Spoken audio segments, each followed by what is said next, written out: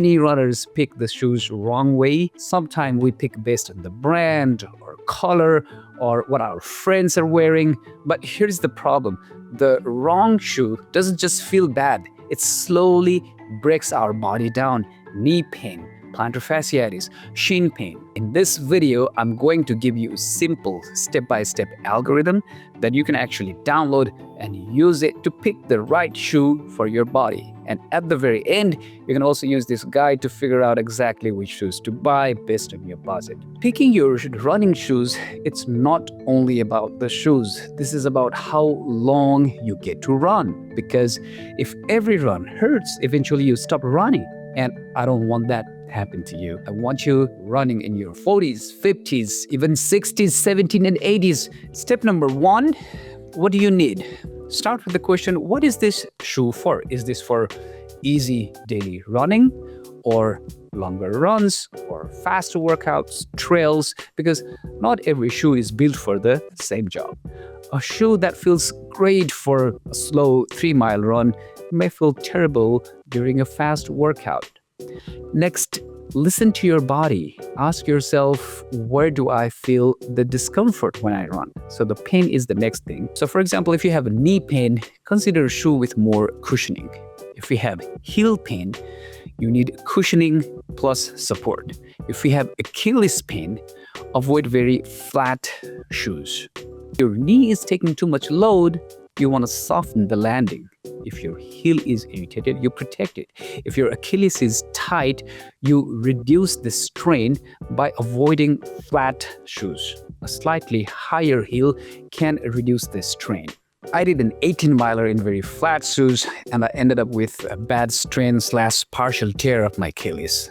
At that time, I didn't think too much about the shoe design, but looking back, it made complete sense. I was putting extra stretch and load on tendon with every single step. So sometimes your shoe is not just comfort, it's a load management. I had a small advantage. I'm a sports medicine doctor, so yes, I treated myself. I did my own PRP. Next, think, where do you run?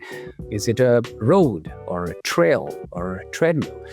These are very different environments. For a road or treadmill, use daily trainer shoes. You want durable outsole, comfortable cushioning, and enough support for the way your foot moves. This is the workhorse for most runs. Now, for the trail shoes, you need better traction, tougher outsole, some protection under the forefoot from the rocks and the roots. For speed or race, these are lighter, often more aggressive, sometimes with plates for more propulsion. Great for workouts and rest, but usually not your only shoe because of the cost and durability. So if you're buying only one pair of shoes to start with, choose a good daily trainer that matches your gait and feels comfortable for a majority of your planned runs. Next, we'll talk about how much do you run? Are you running 5 miles a week or 30 miles a week? Because more mileage means more impact, more repetition, more need for protection. Your shoe becomes part of your recovery. Step number 5 is what feels good. And this is the most important step because your body is incredibly good at telling you what works.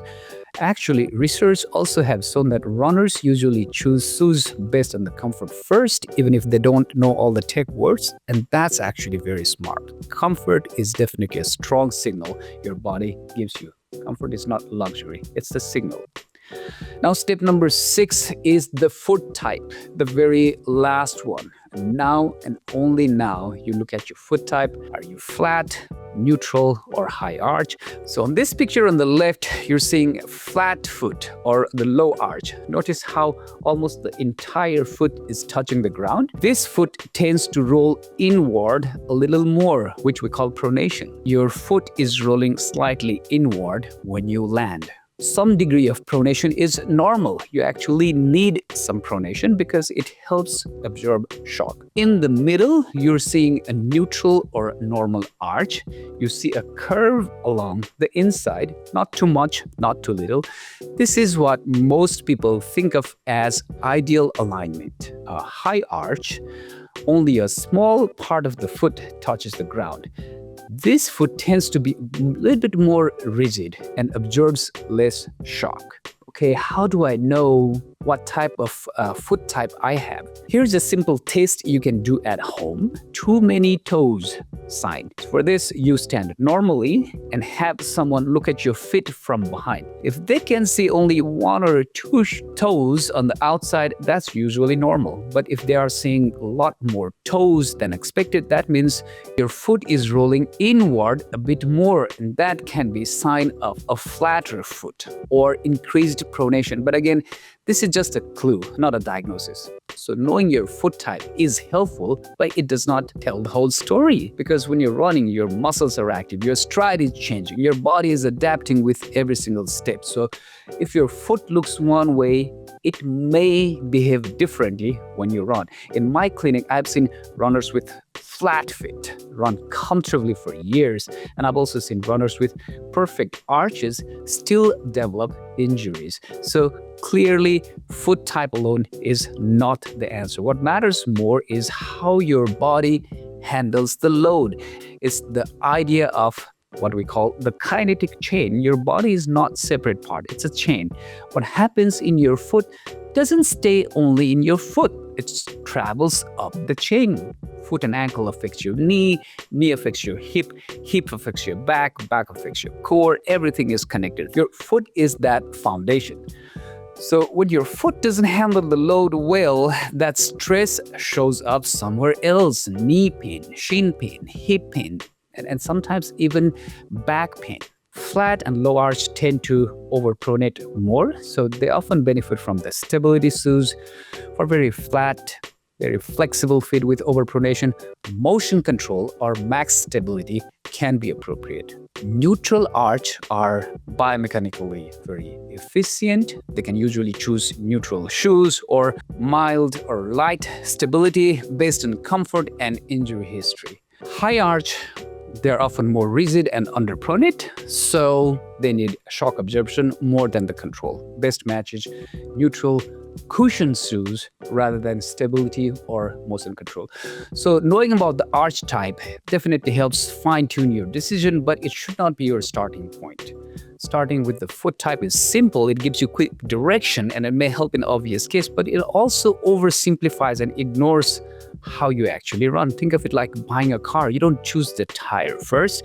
You decide where do you drive, how fast you drive, how often do you drive. Then you fine-tune the tires. Same with the running shoes. Start with your pain, your running style, and your goals, and use the foot type last as a fine-tuning tool, but not the main decision maker, except in few extreme cases like symptomatic overpronation. Then you can actually start there.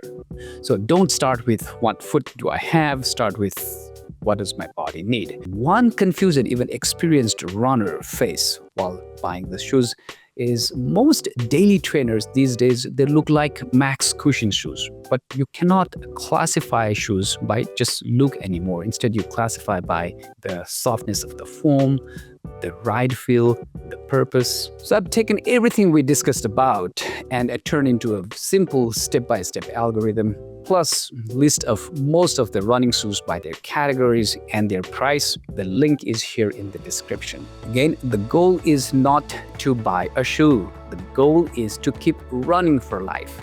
If this helped you, hit that subscribe button because I want you running strong into your 40s, 50s, 60s, 70s, 80s, and beyond. See you in the next video.